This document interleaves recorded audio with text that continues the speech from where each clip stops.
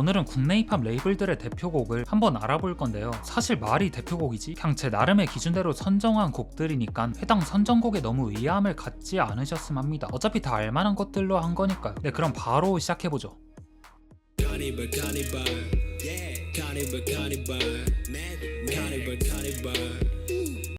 저스트뮤직의 명곡은 너무 많습니다. 대표적으로 파급효과의 수록곡들 더, 저스트, 레인샤워 리믹스, 파급효과 등 마니아층과 대중들을 모두 사로잡은 동시에 저스트뮤직의 전성기를 이끈 곡들이 그 예죠. 그래서 저도 원래는 이것들 중에서 하나 고르려고 했는데 차마 힙지리들의 우상 블랙넛을 외면할 수가 없었어요. 그래가지고 블랙넛 포함 전미 올스타 멤버들이 모두 참여한 카니발갱을 골랐다는 점 참고해 주십시오. 근데 카니발갱은 전뮤 특유의 에너지는 없어요. 그래서 앨범이 처음 발매됐을 당시 팬들의 기대감이 좀 사그라든 감이 있었죠. 근데 이건 그 당시의 맥락을 보면 이해가 되는데요. 옛날엔 저스트뮤직의 정신이라 할 수 있는 무식하고 저돌적인 랩으로 그냥 휘몰아 쳤다면 이땐 시즌과 빌스텍스 등의 멤버들이 랩 스타일을 트렌디함에 초점을 두고 바꾼 탓에 전체적인 바이브가 다운될 수밖에 없이 변했죠. 근데 전 전체적으로 힘이 좀 빠진 거지 그 내구성은 튼실했다 생각을 합니다. 그 대표성을 갖는 곡이 카니발갱이고요. 카니발갱은 행사 뛰러 카니발 타고 간다는 심플한 주제를 멤버들이 각자의 스타일대로 벌스를 채운 곡인데요. 그리고 17, 18 시즌 국힙 에이스 포지션에 있던 블랙넛이 여기서도 하이라이트를 가져갔죠. 타이트하지만 여유롭게 랩을 뱉고 센스 있는 가사와 재미를 더한 펀치라인은 당시 블랙넛의 체급이 상당했음을 알게 하죠. 거기다 쩌는 훅에는 장사 없다던 빈 선생님의 말대로 국힙에서 손꼽는 훅쟁이 두 명을 전면에 앞세워서 중독성과 개성 둘 다 잡은 훅을 선보였어요. 두 사람의 음악적인 결과 보컬 색은 다르지만 한 곡 안에서 훅제비로 뭉쳤을 때 곡의 전체적인 상승 효과를 불러왔죠. 하지만 모두 아시다시피 이 노래 끝으로 이들이 한 곡에서 다 같이 조지는 모습은 두 번 다시 볼 수 없게 됐습니다. 그렇기에 나중에 콘서트에서 원년 멤버들이 다시 뭉치는 그 그림을 죽기 전에 두 눈으로 꼭 한번 보고 싶네요.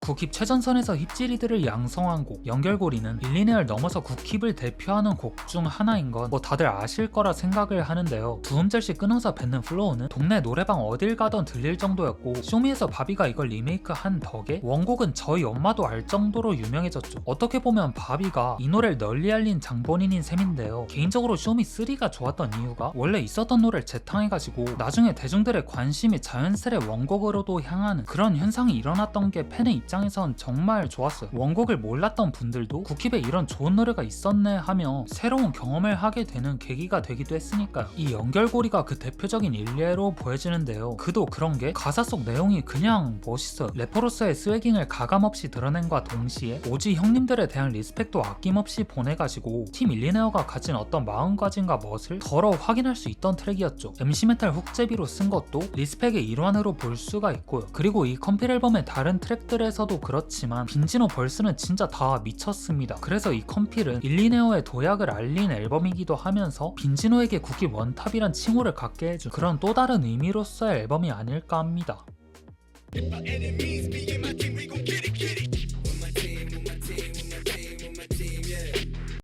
하이라이트는 팀 내 불화도 있었고 대외적인 이미지도 그렇게 긍정적이진 않았어요. 근데 이들이 한번 대동단결 해가지고 한 곡 안에서 모이면 일단 띵곡 하나 뚝딱 하는 건 당연한 절차였죠. 개개인의 실력이 다 뛰어났으니까요. 또 자기를 대표하는 앨범도 하나씩은 다 갖고 있었습니다. 다시 봐도 라인업 진짜 미쳤네. 거기다 국힙 3대 컴필 중 하나의 하이라이프에도 담백하지만 진취적인 태도가 담긴 트랙들이 많이 포진해 있습니다. 살아남아 마이3 불을 켜 같은 트랙들은 지금 들으면 살짝 올드한 감이 있지만 그 시절 하이라이트만의 감성을 느끼게 하죠. 그 성공하고 말겠다는 열정이 고간에서 살아 숨쉰다고 해야 할까요? 그래서 처음엔 이 중에서 어떤 걸 선정할까 하다가 갑자기 19가 떠올랐어요. 그때 멤버들의 마지막 불꽃이었던 게 가장 큰 선정 이유였죠. 그리고 진짜 이때 19란 느낌이 강하기도 했고요. 비프리가 깔아준 판 위에 멤버들은 지난 앨범에서 성공에 대한 열망이 그저 허황된 바람에서 오는 게 아니라 멋대는 실력을 기반하고 있음을 증명했죠. 그 중에서도 오케이션은 진짜 가장 돋보이더라고요.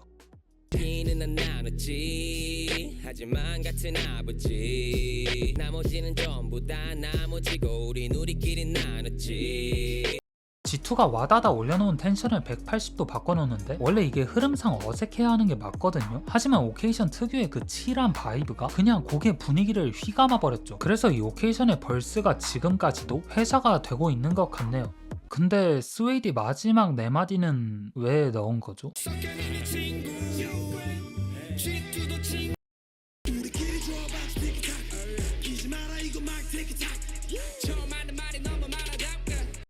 VMC는 언더그라운드의 건조를 가장 오래 지킨 레이블이었죠. 물론 그 사이에 밴맛을 좀 보긴 했지만 그들의 신념은 항상 언더에 있었습니다. 음악에 있어서 상업성과 타협을 보지 않았고 오직 완성도에만 집중한 것을 멤버들의 작업물을 쭉 돌려보면 알 수 있죠. 근데 그런 이미지 때문에 레이블이 약간 좀 많이 딱딱해 보이는 경향도 있었어요. 진짜 매사에 진지할 것 같은 느낌이요. 하지만 티키타카란 곡이 그 고정관념을 깼달까요? 뮤비에서도 막 그냥 우스꽝스럽게 나온다거나 가사도 꽤나 유하게 풀어간 걸 의도했단 게 보이죠. 근데 실력은 또 장난이 없어요. 진짜 다들 랩 도사들 마냥 노래 제목처럼 짧게 몇 마디씩 툭툭 주고 봤는데 이게 타격감이 그냥 질입니다. 그래서 들을 때마다 정신없이 빠져들게 되는 그런 트랙이 아닌가 싶어요. 그리고 이렇게 티키타카식으로 짧게 주고받아서 다소 산만해질 수 있는 곡의 구성을 중간에 스크래치를 넣어서 한번 쉬어가는 타임을 잡았죠. 기존 흐름의 텐션이 떨어지지 않도록 속도감을 그대로 유지해서 스크래칭을 한 것도 트랙의 완성도를 더 높인 요소인 것 같고요. VMC 멤버들에 의하면 페스티벌이나 공연 같은 거 할 때 악당 출연, 작두 같은 뱅어들도 신나지만 티키타카가 진도백이라고 하는 현재 레이블 해체로 인해 크루로 활동하지만 언제 한번 스튜디오로 다 뭉쳐가지고 이런 미친 텐션 가진 단체곡 또 하나 뽑아줬으면 합니다.